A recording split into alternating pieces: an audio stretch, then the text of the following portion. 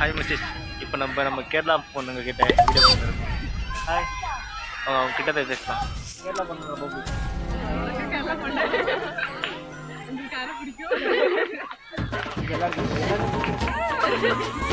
ஆஹா போட்டாண்டா நங்கூரத்தை ஏமா அது காத்து வீசுது பொண்ணு காத்து வீசுது.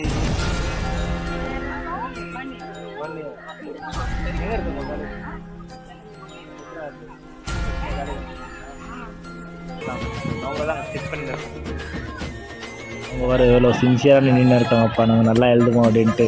ஆனா இது புதுசா இருக்குண்ணே, புதுசா இருக்கு. So sad. என்ன நடக்க போகுது?